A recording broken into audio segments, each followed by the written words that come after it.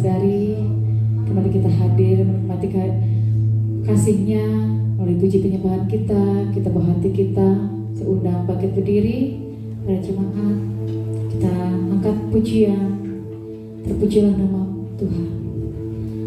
Engkau yang suci Tuhan. Haleluya Yesus.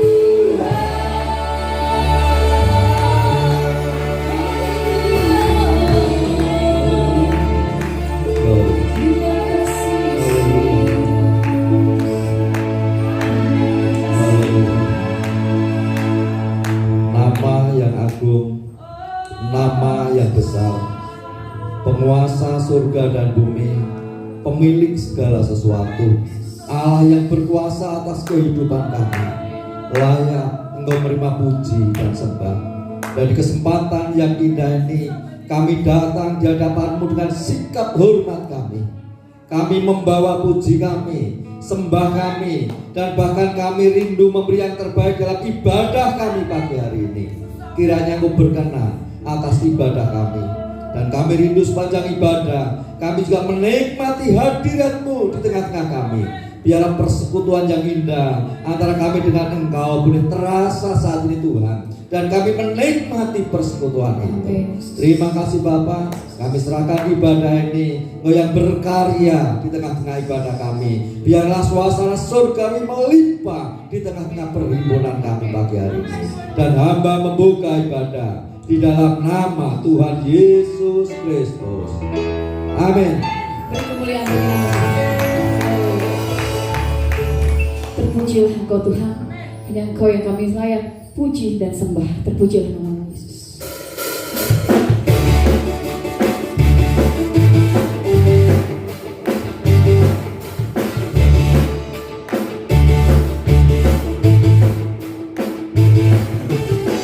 Terpujilah namamu Tuhan, kuat dan penuh kemuliaan. Satu suara kami nyatakan, kebesaran-Mu tetap selamanya. Terpujilah, terpujilah namamu Tuhan, ajaib dan penuh keagungan. Satu hati kami nyatakan, kerajaan-Mu kekal selamanya. Oh, oh, oh, oh, Engkaulah Raja atas dunia, yang menghancurkan kutub dan membebaskan jiwa. Kami bersorak, bertepuk tangan. Engkau Tuhan berjaya dan beritahu untuk selamanya.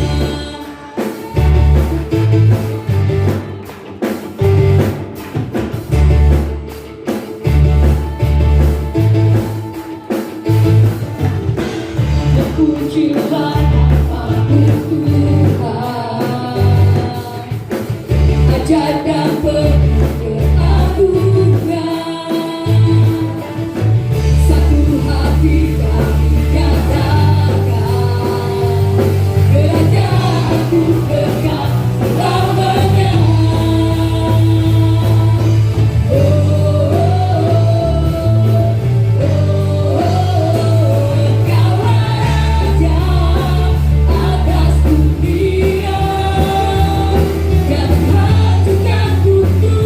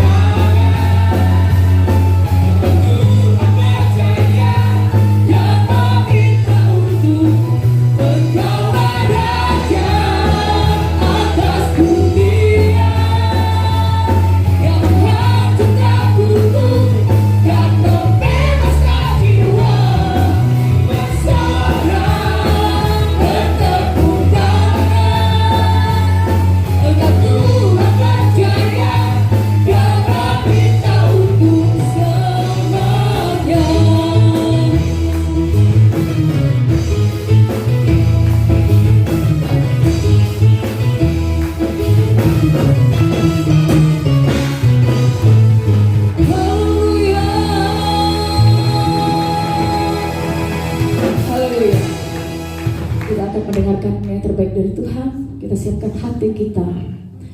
Bapa, Engkau setia. Haleluya Yesus.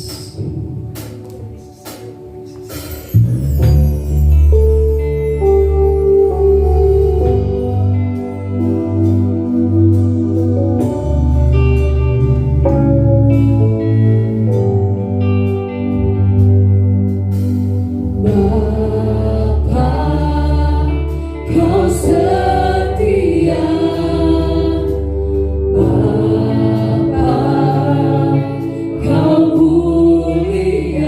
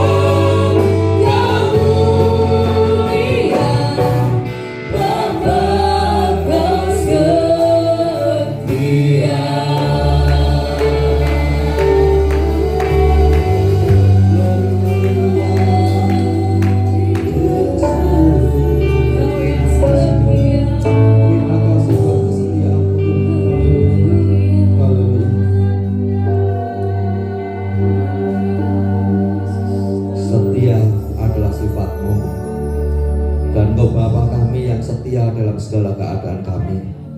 Engkau menyertai sepanjang hidup kami, dan bahkan dalam segala keadaan Engkau tidak meninggalkan kami. Kami bersyukur atas kesetiaan-Mu. Kiranya pujian pengagungan kami menjadi persembahan yang berkenan di hadapan-Mu.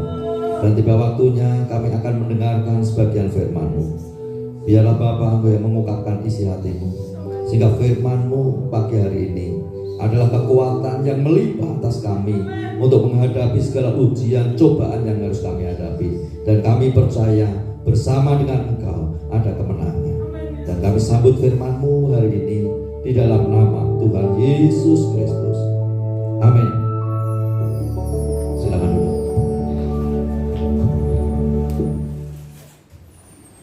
Salam sejahtera dalam kasih dan kemurahan Tuhan Yesus Kristus. Sepatutnya kita menaikkan syukur kita kepada Tuhan, karena sepanjang hari, sepanjang perjalanan hidup kita ini selalu menghadapi tantangan dan ada cobaan yang harus kita hadapi. Dan kalau Bapak, Ibu, saudara-saudari pagi hari ini bisa berkumpul di tempat ini, beribadah kepada Tuhan, memberi yang terbaik untuk Tuhan. Saya percaya karena Bapak, Ibu, saudara-saudari sudah memenangkan cobaan hari ini. Barangkali tadi pagi bangun tidur, rasanya mungkin ada yang badannya saya pengen melanjutkan tidurnya. Hari ini izin dulu sama Tuhan, udah ke gereja. Saya mau lanjutkan tidur supaya badan enak. Orang yang seperti ini sudah kalah terhadap cobaan. Namun Bapak, Ibu, saudara-saudari bisa hadir hari ini. Dan mungkin juga di pagi tadi sudah diuji dengan pekerjaan yang harus dikerjakan, usaha yang harus dikelola, dan barangkali sudah terpikirkan, sayang ini mau meninggalkan pekerjaan, sayang mau meninggalkan usaha, mau izin sama Tuhan. Tetapi Bapak, Ibu, saudara-saudari tetap memutuskan hari ini bisa kebaktian. Itu karena Tuhan tolong dan Bapak, Ibu, saudara-saudari berada dalam kemenangan hari ini. Dan pagi ini saya akan menyampaikan firman Tuhan tentang menang atas cobaan. Dan kita buka Alkitab kita di dalam Matius pasal yang keempat. Matius pasal 4 ayat 1 sampai dengan ayat yang ke-11. Matius pasal 4 ayat 1 sampai 11. Nanti kita akan baca secara bergantian.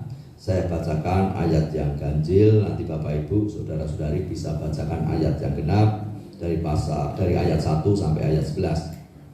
Demikian firman Tuhan.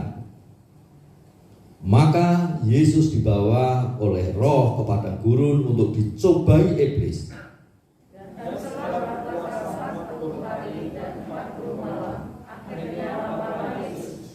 Lalu datanglah si pencoba itu dan berkata kepadanya, "Jika engkau anak Allah, perintahkanlah supaya batu-batu ini menjadi roti." Tetapi Yesus menjawab, "Ada tertulis, manusia hidup bukan dari roti saja, tetapi dari setiap firman yang keluar dari mulut Allah." Kemudian iblis membawanya ke kota suci dan menempatkan dia di bubungan bait Allah. Lalu berkata kepadanya, "Jika engkau anak Allah, jatuhkanlah dirimu ke bawah, sebab ada tertulis, mengenai engkau, Dia akan memerintahkan malaikat-malaikatnya, dan mereka akan menahan engkau di atas kakinya, supaya kakimu jangan terangkut kepada batu." Yesus berkata kepadanya, "Ada pula tertulis, janganlah engkau mencobai Tuhan Allahmu." Dan iblis membawanya pula ke atas gunung yang sangat tinggi, dan memperlihatkan kepadanya semua kerajaan dunia dengan kemegahannya. Dan berkata kepadanya, "Semua itu akan kuberikan kepadamu jika engkau sujud menyembah aku." Maka berkata Yesus kepadanya, "Diamlah iblis, sebab ada tertulis, engkau harus menyembah Tuhan Allahmu, dan hanya kepada Dia saja engkau berbakti." Lalu iblis meninggalkan dia, dan lihatlah malaikat-malaikat datang melayani Yesus. Bapak, Ibu, dan Saudara yang dikasihi Tuhan, dalam perikop ini yang berjudul pencobaan di padang gurun adalah pencobaan yang dihadapi Yesus. Jadi setelah dia dibaptis, sebelum memulai pelayanannya, maka ada cobaan yang harus dihadapi, di mana iblis menawarkan sesuatu kepada Yesus, dan iblis ingin supaya Yesus melakukan sesuatu. Dan apa yang dikatakan iblis kepada Yesus, kalau Tuhan Yesus menuruti, maka berarti Tuhan Yesus kalah terhadap cobaan yang sedang dihadapi. Namun yang kita perhatikan dan sudah kita baca bahwa Tuhan Yesus menang atas semuanya itu, sehingga akhirnya iblis enyah dari hadapannya.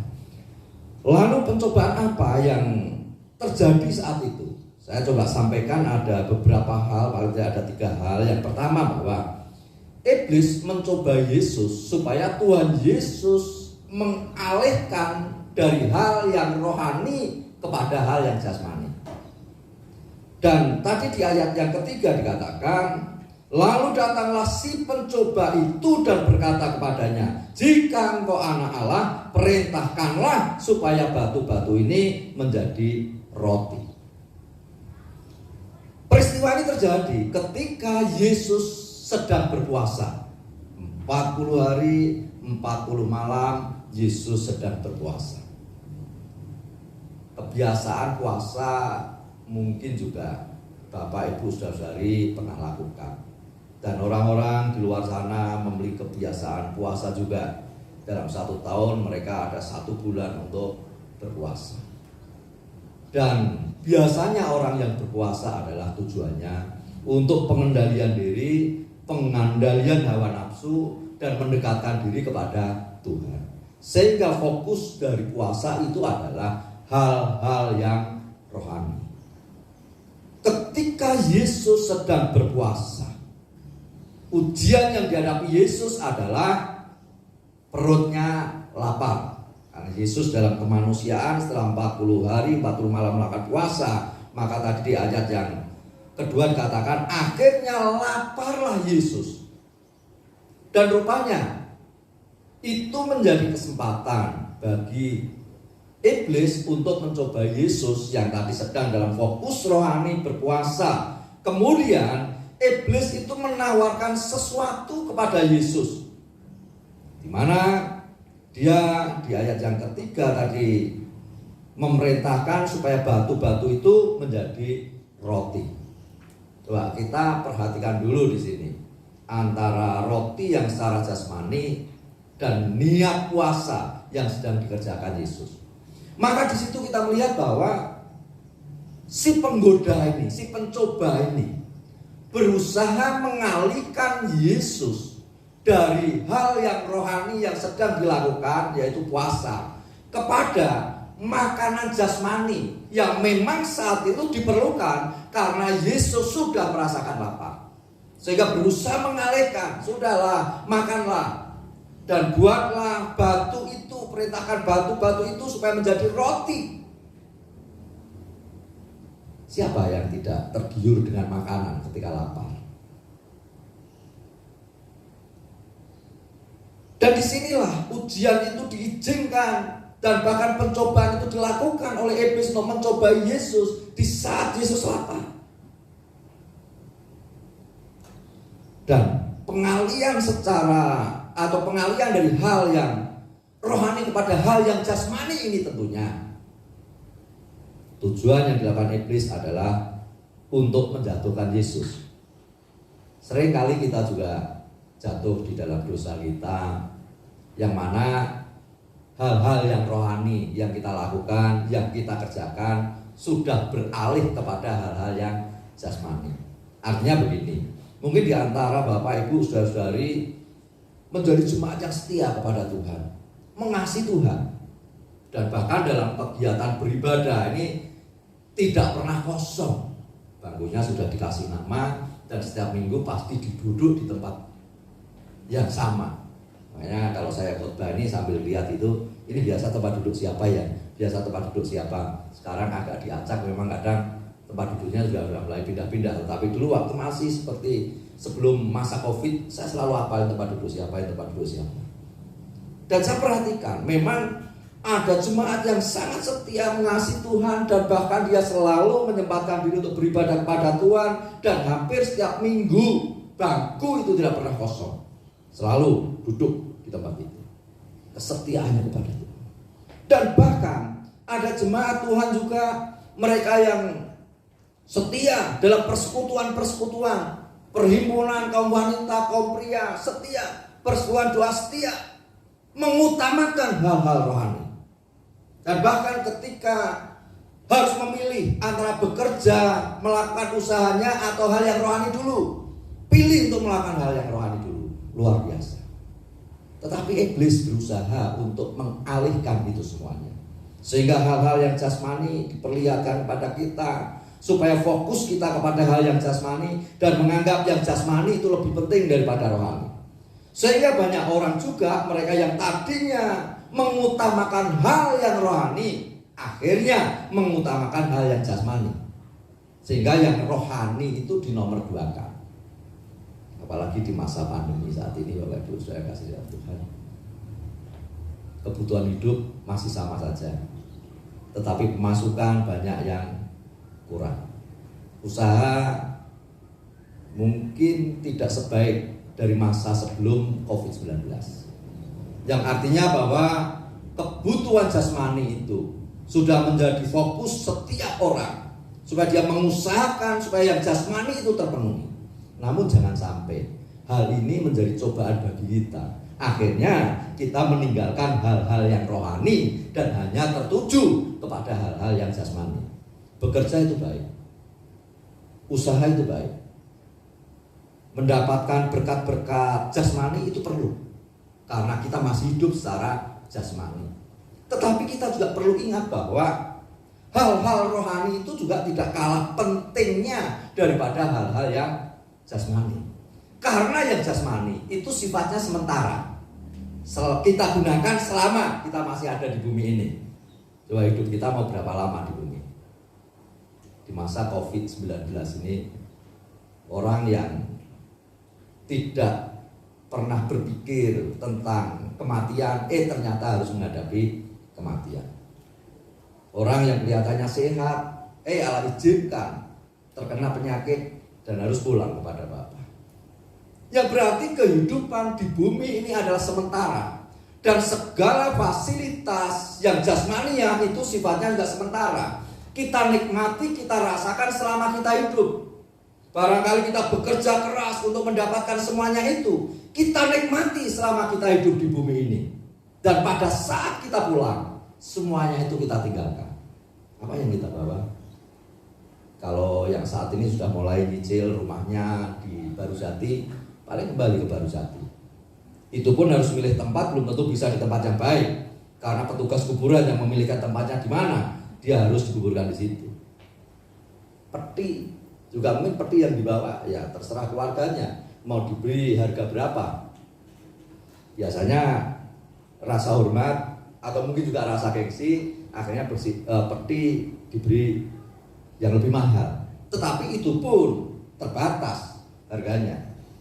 Dan segala sesuatu yang didapatkan, dihasilkan di bumi, fasilitas yang dimiliki di bumi, hal-hal jasmani yang dirasakan di bumi, itu semua ditinggalkan, tidak akan dibawa. Namun ada hal yang lebih penting daripada itu, yaitu roh kita. Bahwa tubuh ini yang dari tanah akan kembali kepada tanah, tetapi roh yang datang dari Allah ini kembali kepada Allah. Maka roh kita ini perlu kebutuhan rohani. Artinya selama kita masih hidup secara jasmani dan roh kita ada di dalam jasmani kita masih menjalani hidup kita, maka jangan pernah meninggalkan hal yang rohani, dan jangan pernah lupa memberikan makan rohani kita. Dan bagi orang yang memperhatikan kehidupan rohaninya, maka saya percaya bahwa mereka akan menjadi orang yang rohani, setia kepada Tuhan, mengasihi Tuhan, melayani Tuhan, mengutamakan Tuhan, mengutamakan kehidupan yang rohani. Dan firman Allah katakan, carilah dahulu kerajaan Allah dan kebenarannya, maka semuanya itu akan ditambahkan kepadamu. Ini berbicara tentang prioritas. Maka prioritas pertama yang utama adalah kebutuhan rohani kita. Karena itu akan kita rasakan, kita nikmati sepanjang hidup kita, baik masa kita hidup di bumi maupun pada saat kita pulang kepada Bapa. Dan kita perhatikan bagaimana Yesus perhatiannya tidak teralihkan kepada hal yang jasmani, tetapi fokusnya tetap kepada hal yang rohani, sehingga dia bisa mengalahkan pencobaan itu. Kemudian saya juga melihat di sini juga bahwa iblis itu sedang menyuruh kepada Yesus untuk melakukan sesuatu yang tidak wajar dilakukan untuk memenuhi kebutuhan jasmaninya. Perintahkan kepada batu-batu itu supaya menjadi roti. Artinya membuat batu itu menjadi roti. Ini sesuatu yang tidak wajar. Karena saya tahu bahan roti itu bukan batu. Yosua di Raja Cekek ada sekalipun belum komplit ada sedikit bahan-bahan roti. Dari itu tidak ada batunya di situ sebagai bahan roti. Maka ini membuat sesuatu yang tidak wajar atau melakukan sesuatu yang tidak wajar untuk memenuhi kebutuhan jasmaninya. Dan banyak orang yang juga terjebak untuk melakukan hal-hal yang tidak boleh dilakukan untuk memenuhi kebutuhan jasmaninya. Setiap hari kita perlu makan. Setiap hari ada keperluan di dalam kehidupan kita. Dan bahkan kebutuhan anak sekolah, kebutuhan anak kuliah, dan banyak hal yang kita perlukan di dalam kehidupan kita sehari-hari. Untuk memenuhi kebutuhan kita harus bekerja, kita harus berusaha untuk bisa memenuhi kebutuhan kita. Tetapi jangan sampai kita melakukan hal yang tidak wajar untuk memenuhi kebutuhan kita. Bagaimana melakukan hal yang tidak wajar itu? Ya kalau buka usaha, punya usaha, belajarlah melakukan usaha itu dengan benar. Lakukanlah itu dengan jujur.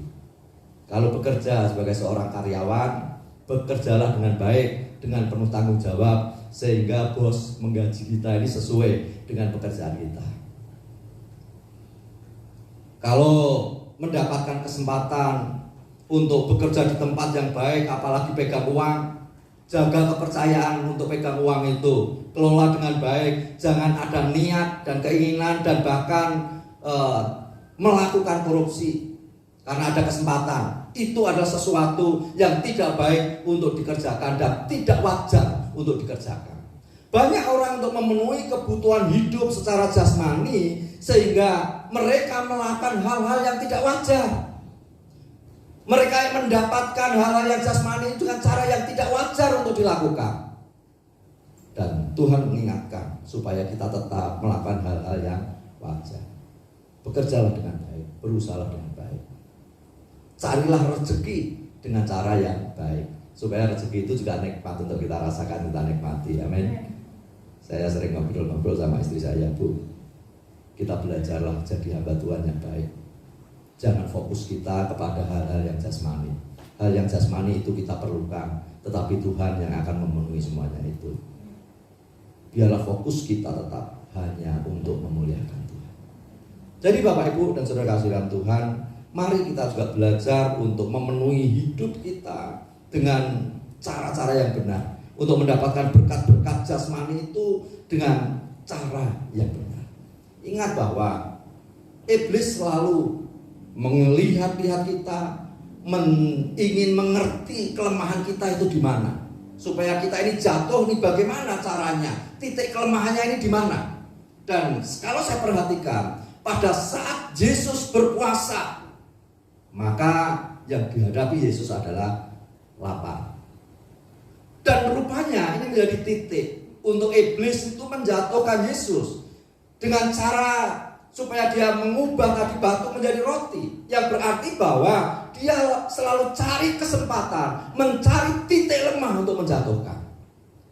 Maka seharusnya Bapak Ibu dan Saudara yang kasihan Tuhan, kita harus mengenal diri kita sendiri. Amin. Ada yang tidak kenal dengan dirinya sendiri?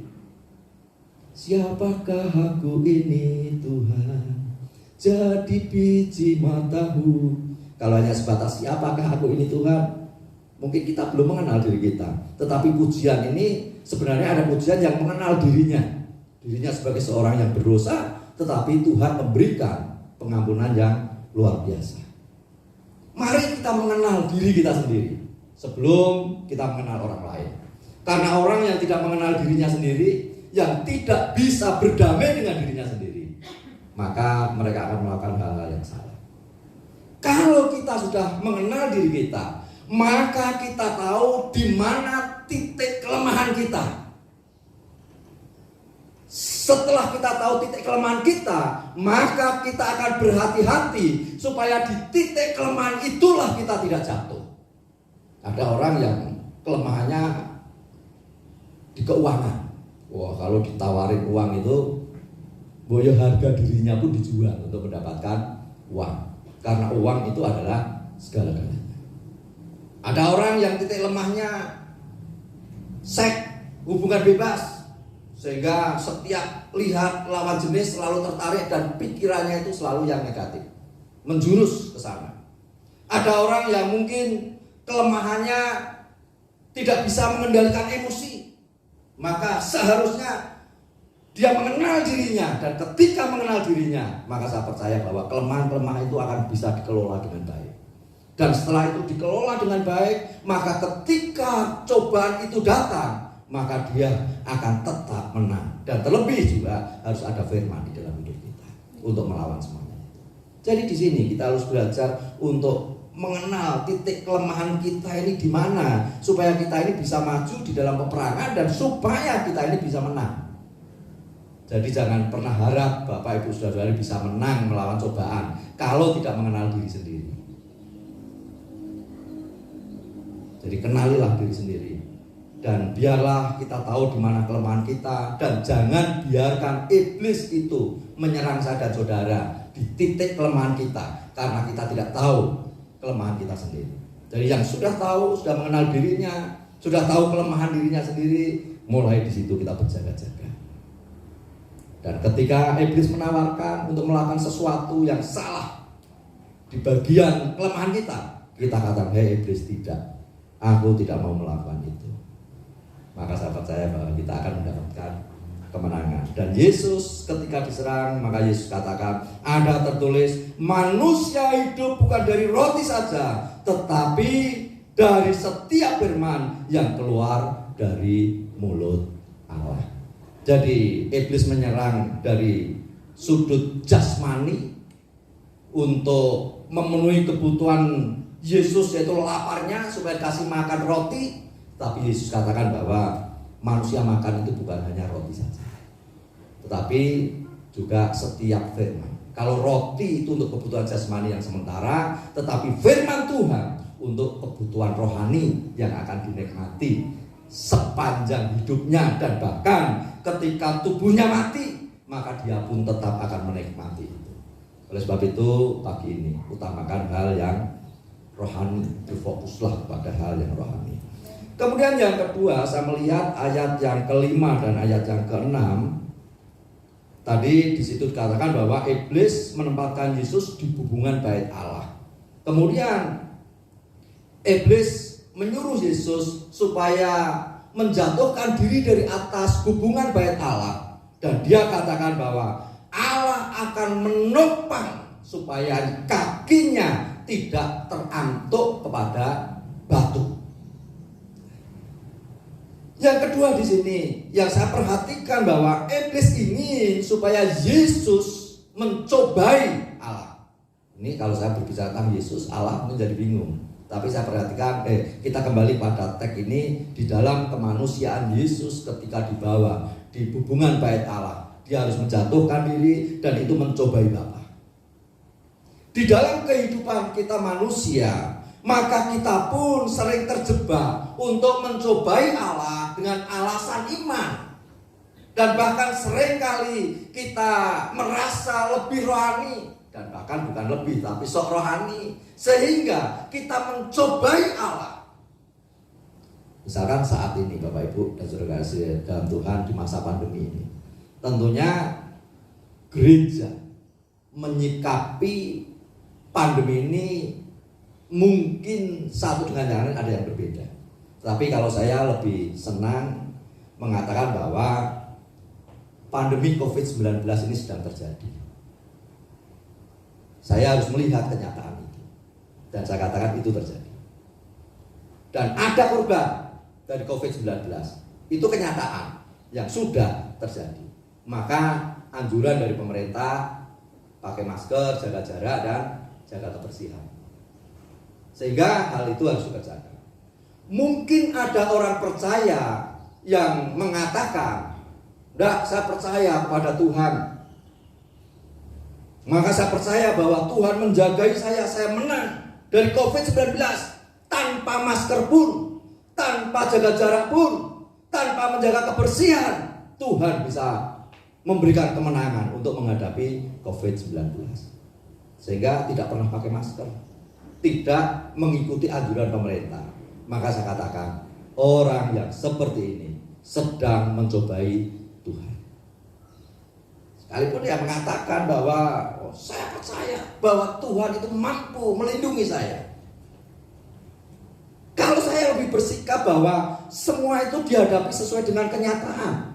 Dan ketika pemerintah anjurkan pakai masker, jaga jarak, jaga kebersihan, atau cuci tangan, ya itu kita kerjakan. Prokes itu kita lakukan. Apakah berarti kita tidak percaya bahwa Tuhan itu sanggup melindungi?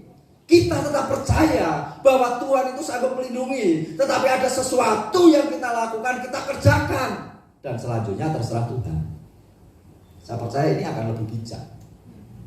Dan kita tidak sedang mencobai Tuhan, tetapi kita melakukan apa yang harus kita lakukan, apa yang harus kita kerjakan, dan selanjutnya terserah Tuhan. Maka Tuhan itu akan memberi yang terbaik di dalam kehidupan kita. Atau mungkin juga bisa terjadi di dalam keluarga, mencobai Tuhan ini. Tugas seorang pria, seorang ayah, karena keluarga saya, istri saya akan panggil ya gitu, sehingga di kalangan hamba-hamba Tuhan pun kalau ketemu mereka panggil saya ya gitu, karena ngikutin istri saya. Sebagai seorang ayah atau kepala keluarga, seorang pria, maka dia punya tanggung jawab untuk melindungi istri, anak-anaknya, menjagai mereka. Bukan hanya itu, tetapi menafkahi mereka. Kebutuhan hidup semakin lama semakin mahal, biaya sekolah pun semakin mahal. Maka pria-pria yang bisa bekerja dan harus bekerja untuk memenuhi kebutuhan hidup keluarga. Tetapi ada pria-pria yang sok rohani dan mencobai Tuhan. Dia lebih bersikap malas-malasan saja. Toh saya anak Tuhan, toh Tuhan sanggup pelihara, Tuhan sanggup berkati. Sehingga jadi seorang pria tidak mau bekerja, tidak berusaha memenuhi kebutuhan hidup keluarga, hanya berdoa, Tuhan Engkau bisa memenuhi kebutuhan hidup keluarga saya. Nah ini kok berusaha untuk menaruhkan beban tanggung jawab yang harus dilakukan, dan itu ditaruhkan kepada Tuhan. Itu berarti mencobai Tuhan. Yang seharusnya seorang pria yang masih bisa bekerja, ada kesempatan untuk bekerja, untuk memenuhi kebutuhan hidup keluarga, yang melakukan pekerjaan itu, dan selanjutnya terserah Tuhan. Tetapi pria itu juga harus melakukan tugasnya. Nah ini berarti pria ini bertanggung jawab, dan dia tidak mencobai Tuhan karena mau melakukan tugas. Tanggung jawabnya bukan hanya berlutut, berdoa, alasan rohani hanya untuk menutupi kemalasannya. Demikian juga pencobaan ini bisa terjadi kepada orang-orang yang mungkin di dalam tubuhnya ini ada kelainan atau ada penyakit tertentu, sehingga ada makanan yang tidak boleh dimakan. Artinya bahwa tubuh itu sudah tidak menerima makanan tertentu. Jangan katakan kepada Tuhan, Tuhan, saya percaya Engkau sanggup menyembuhkan saya. Saya percaya bahwa makanan ini Engkau bisa ubah menjadi obat, dan akhirnya dimakan begitu saja. Dan setelah sakit menyalahkan Tuhan. Aduh Tuhan, ternyata Engkau tidak menyembuhkan. Padahal kita sendiri yang tidak tertib, tidak taat dengan apa yang harus kita lakukan, yang kita kerjakan. Jadi di sini kita tidak boleh mencobai Tuhan, tetapi mari tanggung jawab yang harus kita lakukan, kita lakukan. tanggung jawab yang harus kita kerjakan. Dan selanjutnya kita ini berdoa kepada Tuhan, berharap kepada Tuhan. Dan ketika mungkin iblis menawarkan kepada Bapak, Ibu, Saudara-saudari untuk mencobai Tuhan, firman Tuhan katakan demikian. Ada pula tertulis, janganlah engkau mencobai Tuhan Allahmu. Jangan mencobai, tetapi hiduplah tertib. Lakukanlah kehidupan dengan tertib. Dan selanjutnya berserahlah kepada Tuhan. Dan kita melihat Yesus lolos. Hal itu juga memberikan pengajaran kepada kita, peringatan kepada kita, supaya kita pun menang atas hal itu, sehingga kita tidak mencobai Allah. Kemudian hal yang ketiga, saya melihat di sini bahwa iblis menawarkan kesuksesan tanpa proses. Saya melihat di ayat 8 dan ayat yang ke-9. Di situ dikatakan demikian. Dan iblis membawanya pula ke atas gunung yang sangat tinggi dan memperlihatkan kepadanya semua kerajaan dunia dengan kemegahannya, dan berkata kepadanya, semua itu akan kuberikan kepadamu jika engkau sujud menyembah aku. Coba kita lihat di sini. Yesus dibawa ke atas gunung dan iblis itu memperlihatkan kerajaan dunia yang begitu megah, yang menarik setiap orang. Artinya setiap orang menginginkan untuk memiliki semuanya itu. Dan bahkan ukuran keberhasilan di budaya kita adalah ketika orang itu memiliki kekayaan yang berlimpah, orang mengatakan, aduh kamu berhasil. Selalu ukurannya itu. Sehingga ketika iblis ini memperlihatkan kerajaan dunia dan segala kemegahannya, kalau orang bisa memiliki itu, maka orang lain akan mengatakan, aduh kamu sukses, kamu berhasil. Yang berarti dia bisa berbangga diri atas kesuksesan dan keberhasilan. Namun yang perlu kita sadari bahwa untuk mendapatkan semuanya itu harus ada usaha yang kita lakukan, ada usaha yang kita kerjakan. Untuk mendapatkan semuanya itu ada satu proses yang harus dikerjakan. Dan bahkan ketika ingin meraih itu dan berada di dalam proses, mungkin ketika berada dalam proses ini dia menghadapi tantangan, persoalan, pergumulan untuk mencapai apa yang ingin dicapai. Tetapi proses itu tetap harus dihadapi. Iblis mengatakan kepada Yesus, kalau kamu sujud menyembah aku, maka semuanya itu akan menjadi milikmu. Banyak orang yang ingin mendapatkan sesuatu dan tidak mau melewati proses yang harus dilewati. Sekarang sederhana aja, orang tua yang rindu menyekolahkan anaknya di sekolah yang baik. Wah, saya pengen anak saya sekolah di sekolah negeri yang baik. Cari-cari sekolah negeri dan ternyata tidak memenuhi standar untuk masuk di situ. Apa yang dilakukan? Banyak orang yang menghalalkan berbagai macam cara untuk melakukannya. Untuk mendapatkan kedudukan yang baik, biasanya kan orang kalau kerja itu kan supaya nanti mendapatkan gaji. Tetapi untuk mendapatkan kedudukan yang baik, ada syaratnya, harus ada pelizinnya. Coba kita perhatikan di situ. Artinya bahwa dia melalui proses yang salah, tidak melalui proses yang benar. Dan apa yang dilakukan tentunya itu sebenarnya melanggar dari etika dan mungkin juga bisa dikatakan melanggar hukum kalau ada dasar hukumnya.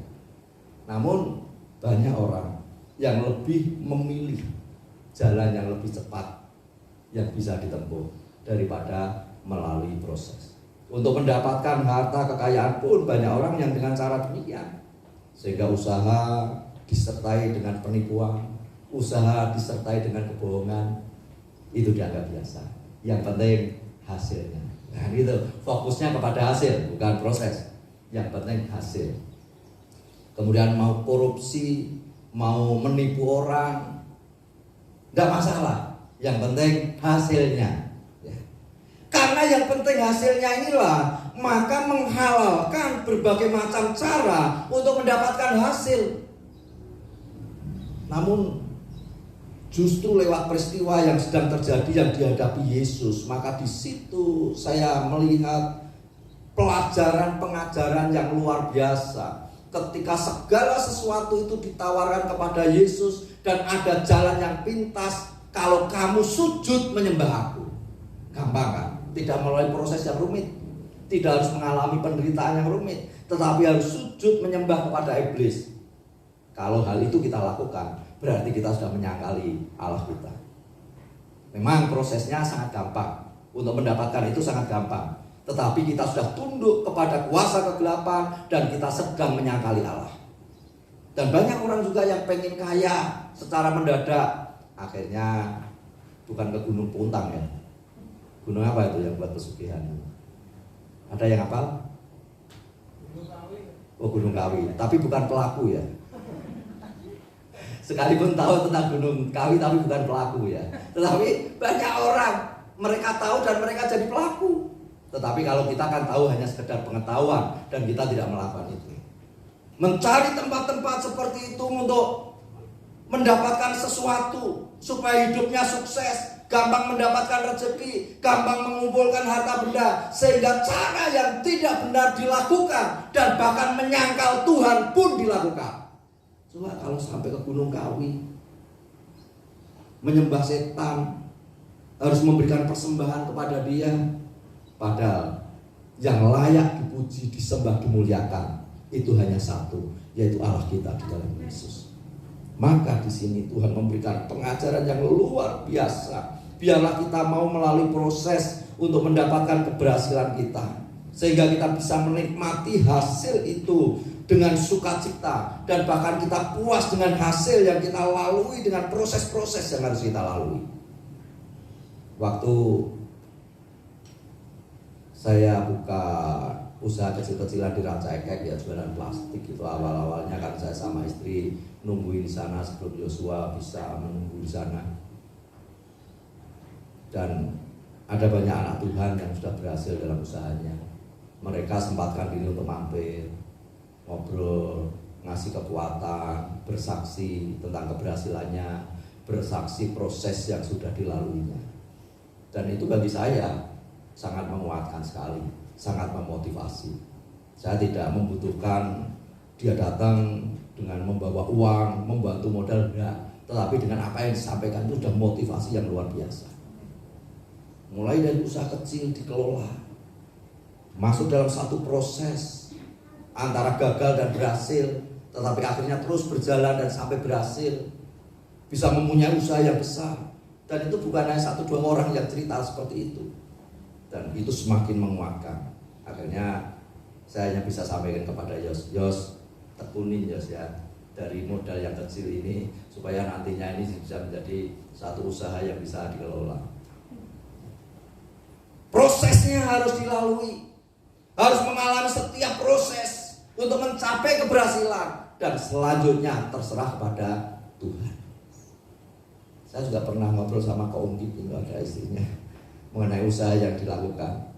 Dia pernah cerita juga prosesnya, mulai dari harus naik motor, harus ngater-ngater, sampai sekarang punya usaha yang berhasil. Semua yang terjadi karena apa? Karena Tuhan. Dan mari kita juga belajar untuk melalui proses itu. Dan jangan sampai kita menghalalkan berbagai macam cara hanya untuk mendapatkan sesuatu yang sementara. Maka Tuhan Yesus katakan di ayat yang ke-10 di situ. Maka berkatalah Yesus kepadanya, "Enyahlah iblis, sebab ada tertulis, engkau harus menyembah Tuhan Allahmu, dan hanya kepada Dia sajalah engkau berbakti." Artinya fokus penyembahan kita ini kepada Allah. Tuhan Yesus mengajarkan fokus penyembahannya adalah pada Allah.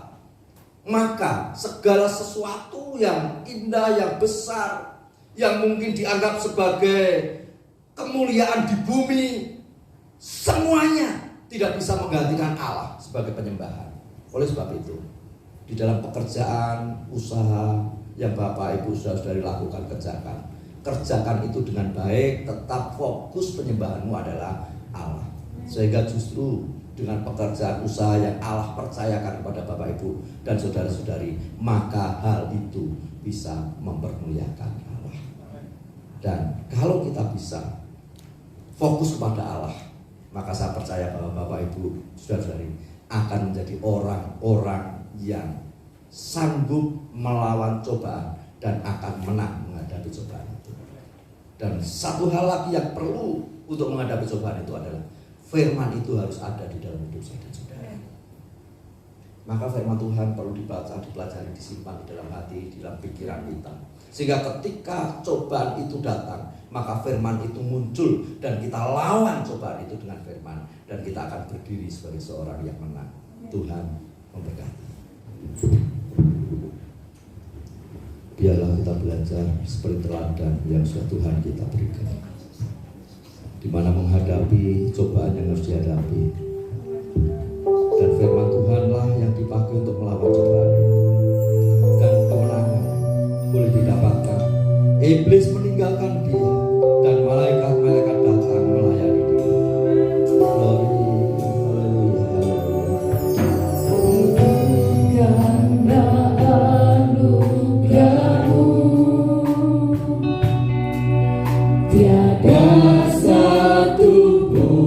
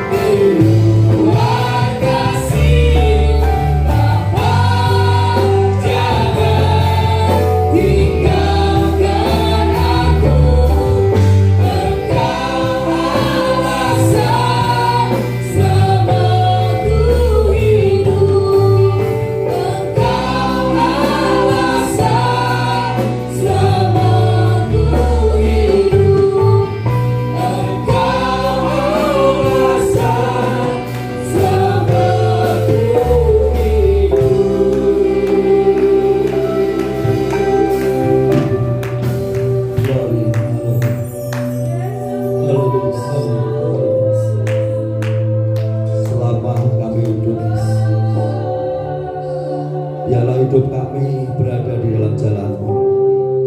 Biarlah hidup kami menyenangkan hati-Mu. Sekalipun banyak ujian, tantangan, cobaan yang harus kami hadapi, namun biarlah kami melawan semua dengan kebenaran-Mu yang ada di dalam hidup kami, dengan firman yang ada di dalam hidup kami. Dan kami percaya bersama dengan-Mu, maka kami akan berada di dalam kemenangan, sehingga kami sanggup mengalahkan setiap cobaan yang harus kami hadapi. Terima kasih buat firman-Mu hari ini ya Tuhan. Bila firman-Mu tinggal di dalam hati kami, sehingga kami terus belajar padamu, dan biarlah kami berada di dalam kemenangan seperti teladan yang sudah Kau berikan kepada kami. Roh Kudus terus bekerja dan firman Allah itu hidup dalam hidup kami. Bapa, kami juga bersyukur pagi hari ini buat pemeliharaan-Mu, segala berkat yang sudah Kau berikan kepada kami, dan kami rindu memuliakan-Mu melalui persembahan kami, melalui persepuluhan kami. Kiranya Kau memberkati persembahan persepuluhan kami saat ini, dan semua boleh mendapatkan kemuliaan bagi Engkau ya Tuhan. Dan kami percaya Engkau pemelihara kami, Engkau akan tetap memberkati dan memelihara kami. Kami juga syukuri buat pimpinan-Mu dalam ibadah kami dari awal sampai akhirnya. Dan sebentar kami akan pulang tinggalkan tempat ini. Biarlah Tuhan yang menyertai kami. Kami pulang dengan keselamatan daripada-Mu. Kami boleh kembali di tengah-tengah keluarga kami dan bersuka cita di tengah-tengah keluarga kami. Dan akhirnya sidang yang kasih Tuhan, di akhir ibadah angkatlah tangan-Mu untuk menerima berkat Tuhan. Cinta kasih dan kemurahan dari Tuhan selalu berlimpah atas kami. Diberkatilah rumah tangga-Mu, diberkatilah hidup nikah-Mu, diberkatilah keturunan-Mu, diberkatilah pekerjaan dan usaha-Mu, diberkatilah studi-Mu. Tuhan yang berkuasa atas hidup-Mu, membuat Kau berhasil